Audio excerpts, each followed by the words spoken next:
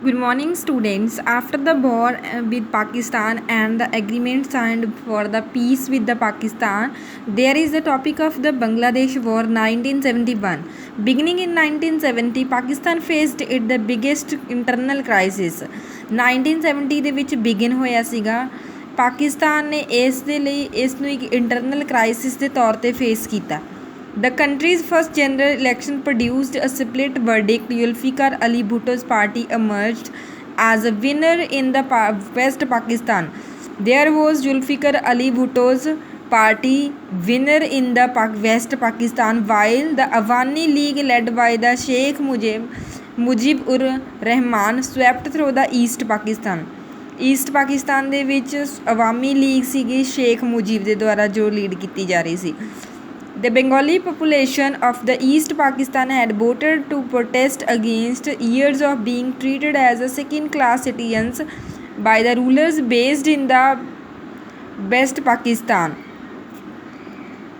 East Pakistan ਦੇ ਵਿੱਚ ਜੋ ਬੰਗਾਲੀ ਪੋਪੂਲੇਸ਼ਨ ਸੀ ਉਹਨਾਂ ਨੇ ਵੈਸਟ ਵਾਲਿਆਂ ਦੇ ਖਿਲਾਫ ਪ੍ਰੋਟੈਸਟ ਕਰਤਾ ਸੀ ਕਿ ਉਹਨਾਂ ਨੂੰ ਸੈਕਿੰਡ ਕਲਾਸ ਸਿਟੀਜ਼ਨਸ ਦੇ ਤੌਰ 'ਤੇ ਡੀਲ ਕੀਤਾ ਜਾ ਰਿਹਾ, ਟਰੀਟ ਕੀਤਾ ਜਾ ਰਿਹਾ ਰੂਲਰ ਦੇ ਦੁਆਰਾ, ਕਿਉਂਕਿ ਵੈਸਟ ਪਾਕਿਸਤਾਨ ਵਾਲੇ ਵਿਨਰ ਸੀਗੇ ਤਾਂ ਉਹਨਾਂ ਨੂੰ ਐਜ਼ ਸੈਕਿੰਡ ਕਲਾਸ ਡੀਲ ਕਰਦੇ ਸੀ ਈਸਟ ਪਾਕਿਸਤਾਨ ਵਾਲਿਆਂ ਨੂੰ। The Pakistani rulers were not willing to accept the democratic verdict, nor were they ready to accept the Awami League's demand for a federation. Awami League is demanding for a federation, but they are not accepting. They are not ready to accept this demand. So that's why they didn't accept the democratic verdict. That's why they were opposite to each other. Instead, in earlier 1971, Pakistan Army arrested Sheikh Mujib and unleashed a region of the terror on the people of the East Pakistan. 1971 ਦੇ ਵਿੱਚ ਪਾਕਿਸਤਾਨ ਦੀ army ਨੇ ਸ਼ੇਖ ਮੁਜੀਬ ਜੋ ਕਿ East Pakistan ਦੇ ਵਿੱਚ ਸੀਗਾ ਉਸ ਨੂੰ ਅਰੈਸਟ ਕਰ ਲਿਆ, ਜੋ ਅਵਾਮੀ ਲੀਗ ਨੂੰ ਲੀਡ ਕਰ ਰਿਹਾ ਸੀਗਾ ਉਸ ਨੂੰ ਅਰੈਸਟ ਕਰ ਲਿਆ, ਜਿਸ ਦੇ ਕਰਕੇ ਈਸਟ ਪਾਕਿਸਤਾਨ ਦੀ ਪੋਪੂਲੇਸ਼ਨ ਸੀ ਜਿਹੜੀ ਉਹਨਾਂ ਦੇ ਵਿੱਚ ਇੱਕ ਰੀਜਨ ਆਫ ਟੈਰਰ ਹੈ ਜਿਹੜਾ ਉਹਨਾਂ ਨੂੰ ਫੇਸ ਕਰਨਾ ਪਿਆ ਸੀ। In response to this people started a struggle to liberate Bangladesh from the Pakistan. ਇਸ ਦੇ ਰਿਸਪੌਂਸ ਦੇ ਵਿੱਚ ਲੋਕਾਂ ਨੇ ਸਟਰਗਲ ਸਟਾਰਟ ਕਰਤਾ ਕਿ ਬੰਗਲਾਦੇਸ਼ ਨੂੰ ਪਾਕਿਸਤਾਨ ਦੇ ਨਾਲੋਂ ਲਿਬਰੇਟ ਕੀਤਾ ਜਾਵੇ, ਕਿਉਂਕਿ ਉਹਨਾਂ ਦੇ ਨਾਲ ਸੈਕਿੰਡ ਕਲਾਸ ਸਿਟੀਜ਼ਨਸ ਦੇ ਤੌਰ 'ਤੇ ਡੀਲ ਕੀਤਾ ਜਾ ਰਿਹਾ ਔਰ ਉਹਨਾਂ ਦੇ ਸ਼ੇਖ ਮੁਜੀਬ ਨੂੰ ਵੀ ਅਰੈਸਟ ਕਰ ਲਿਆ ਸੀ। Throughout 1971, India had to bear the burden of about 80 lakh refugees who fled East Pakistan and took shelter in the neighboring areas in the India. 1971 ਦੇ ਵਿੱਚ ਇੰਡੀਆ ਨੂੰ ਬਹੁਤ burden near about 80 lakh refugees ਦਾ burden ਹੈ ਜਿਹੜਾ face ਕਰਨਾ ਪਿਆ ਸੀ, ਜੋ ਈਸਟ ਪਾਕਿਸਤਾਨ ਤੋਂ ਆ ਕੇ ਇੰਡੀਆ ਦੇ ਨੇਬਰਿੰਗ ਏਰੀਆਜ਼ ਦੇ ਵਿੱਚ ਜਿਨ੍ਹਾਂ ਨੇ ਆਪਣੀ ਸ਼ੈਲਟਰ ਲਈ ਸੀਗੀ।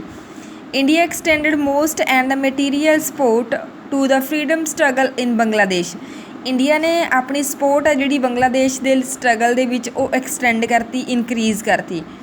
Pakistan accused India of a conspiracy to break it up. Pakistan ਨੇ ਇੰਡੀਆ 'ਤੇ ਦੋਸ਼ ਲਾਇਆ ਕਿ ਉਹ ਉਹਨਾਂ ਦੇ ਖਿਲਾਫ ਸਾਜ਼ਿਸ਼ ਰਚ ਰਿਹਾ ਬੰਗਲਾਦੇਸ਼ ਦੇ ਨਾਲ ਰਲ ਕੇ ਕਿ ਇਸ ਨੂੰ ਹਟਾਇਆ ਜਾਵੇ। Support for Pakistan came from the US and China. The US-China rapprochement that began in late 1960s resulted in early realignment of forces in Asia. Then Pakistan ਨੂੰ US ਅਤੇ ਚਾਈਨਾ ਦੀ ਸਪੋਰਟ ਹੈ ਜਿਹੜੀ ਉਹ ਮਿਲਣੀ ਸ਼ੁਰੂ ਹੋ ਗਈ ਸੀਗੀ, ਜਿਸ ਦੇ ਕਰਕੇ ਏਸ਼ੀਆ ਨੂੰ ਫੋਰਸਫੁਲੀ ਰੀਅਲਾਈਨਮੈਂਟ ਹੈ ਜਿਹੜਾ ਉਹ ਕਰਨਾ ਪਿਆ ਸੀ ਆਪਣੇ ਆਪ ਨੂੰ। Henry Kissinger, the advisor to the US President Richard Nixon, made a secret visit to China via Pakistan in July 1971.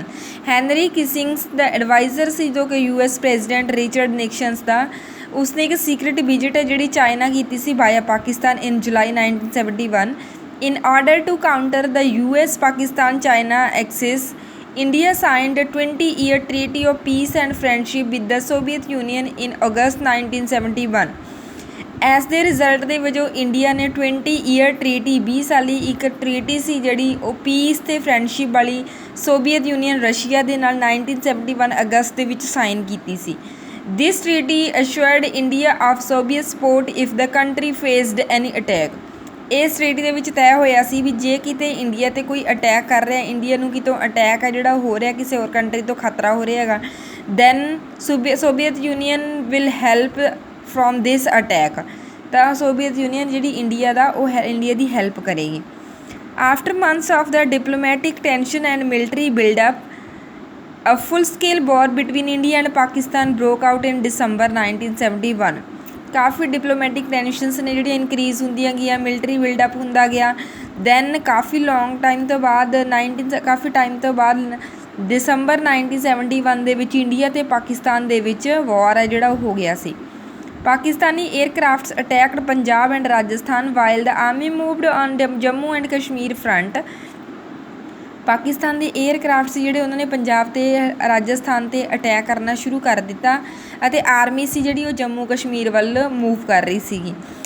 India retaliated with an attack involving the Air Force, Navy and Army on both the western and the eastern front.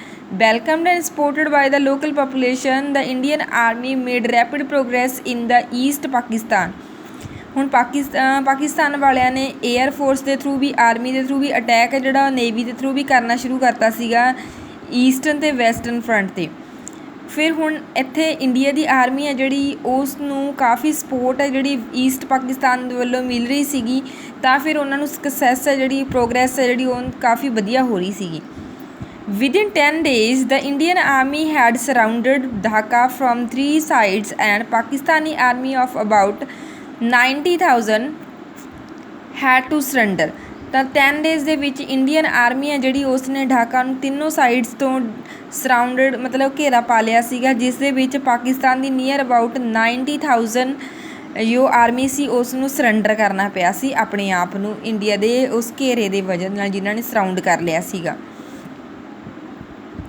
With Bangladesh as a free country, India declared a unilateral ceasefire. Later, the signing of the Shimla Agreement between Indira Gandhi and Zulfikar Ali Bhutto on 3 July 1972 formalized a return of the peace।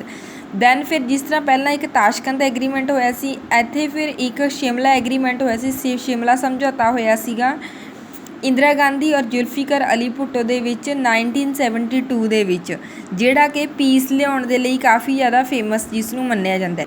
ਇੱਥੇ ਪਾਕਿਸਤਾਨ ਅਤੇ India ਦੇ ਵਿੱਚ ਇੱਕ agreement ਹੋ ਗਿਆ ਸੀ ਜਿਸ ਨੂੰ Shimla agreement 1972 3 ਜੁਲਾਈ 1972 ਮੰਨਿਆ ਜਾਂਦਾ ਹੈਗਾ। A decisive victory in the war led to the national jubilation. Most people in India saw this as the moment of the glory and a clear sign of India's growing military powers। ਤਾਂ ਇਸ ਨੂੰ India ਦੀ military power ਦੀ growth ਹੈ ਜਿਹੜੀ ਉਹ ਮੰਨਿਆ ਜਾ ਰਿਹਾ ਸੀਗਾ ਕਿ ਇੰਡੀਆ ਦੀ ਜਿਹੜੀ ਪਾਵਰ ਹੈਗੀ, ਮਿਲਟਰੀ ਪਾਵਰ ਹੈ ਜਿਹੜੀ ਉਹ ਵੱਧਦੀ ਜਾ ਰਹੀ ਹੈ। As you would read in the next chapter, Indira Gandhi was the prime minister at this time. She had already won the Lok Sabha elections in 1971. Her personal popularity soared further after in 1971 war. After the war, assembly elections in most states took place, bringing large majorities for the Congress party in many states। 1970 war ਤੋਂ ਬਾਅਦ ਫਿਰ assembly elections ਨੇ ਜਿਹੜੀਆਂ most status ਦੇ ਵਿੱਚ ਉਹ ਹੋਈਆਂ, ਜਿਸ ਦੇ ਵਿੱਚ ਕਾਂਗਰਸ ਪਾਰਟੀ ਨੂੰ ਮੈਜੋਰਿਟੀ ਮਿਲੀ ਸੀ ਕਾਫੀ ਸਟੇਟਸ ਦੇ ਵਿੱਚ। India with its limited resources had initiated developments planning. ਤਾਂ ਇੰਡੀਆ ਨੂੰ ਆਪਣੇ ਲਿਮਿਟਿਡ ਰਿਸੋਰਸਿਸ ਦੇ ਨਾਲ ਦੀ ਨਾਲ ਡਿਵੈਲਪਮੈਂਟ ਪਲੈਨਿੰਗ ਹੈ ਜਿਹੜੀ ਉਹ ਵੀ ਸ਼ੁਰੂ ਕਰਨੀ ਪੈਣੀ ਸੀਗੀ। However conflicts with the neighbours derailed the 5-year plans. ਜਿਹੜੇ ਕੌਨਫਲਿਕਟਸ ਹੋ ਰਹੇ ਸੀ ਨੇਬਰਸ ਦੇ ਨਾਲ, ਉਹਨਾਂ ਦੇ ਨਾਲ 5-year ਪਲੈਨਸ ਨੇ ਜਿਹੜੇ ਉਹਨਾਂ ਨੂੰ ਡਿਲੇ ਕੀਤਾ ਗਿਆ ਸੀਗਾ, ਰੁਕ ਗਏ ਸੀ ਉਹ। The scarce resources were delivered to the defence sector specially after 1962 as India had to embark on a military modernization drive। ਇਹਨਾਂ 1962 ਦੇ ਵਿੱਚ ਸਪੈਸ਼ਲੀ ਜਿਹੜਾ ਸਾਰੇ ਰਿਸੋਰਸਿਸ ਸੀ, ਜਿੰਨੇ ਵੀ ਰਿਸੋਰਸਿਸ ਸੀ ਉਹਨਾਂ ਨੂੰ ਡਿਫੈਂਸ ਫੋਰਸ ਅਤੇ ਡਿਫੈਂਸ ਸਾਈਡ 'ਤੇ ਲਗਾਉਣਾ ਸੀ, ਸੁਰੱਖਿਆ ਵਾਲੀ ਸਾਈਡ 'ਤੇ ਲਗਾਉਣਾ ਸੀਗਾ, ਜਿਸ ਦੇ ਵਿੱਚ ਇਹਨਾਂ ਨੂੰ ਮਿਲਟਰੀ ਦੀ ਮਾਡਰਨਾਈਜੇਸ਼ਨ ਜਿਹੜੀ ਉਹ ਕਰਨੀ ਪਈ ਸੀ ਤਾਂ ਕਿ ਆਉਣ ਵਾਲੇ ਟਾਈਮ ਦੇ ਵਿੱਚ ਵਾਰਸ ਤੋਂ ਬਚਿਆ ਜਾ ਸਕੇ। The department of defence production was established in November 1962 and the Department of the Defense Supplies in November 1965। Department of Defense Production was established in 1962 and Department of Defense Supplies in November 1965। Third plan 1961 to 66 was affected and it was followed by 3 annual plans। Third plan ਸੀ ਜਿਹੜਾ ਉਸ ਤੋਂ ਬਾਅਦ 5 year plan ਨਾ ਬਣ ਸਕਿਆ, ਹਰ yearly plan ਹੈ ਜਿਹੜਾ ਐਨੂਅਲ ਪਲਾਨਸ ਨੇ ਜਿਹੜੇ ਉਹ ਬਣਨੇ ਸ਼ੁਰੂ ਹੋ ਗਏ ਸੀ। And the fourth plan could be initiated only in 1969। This was the time of the fourth plan। India's defense expenditure increased enormously after the wars।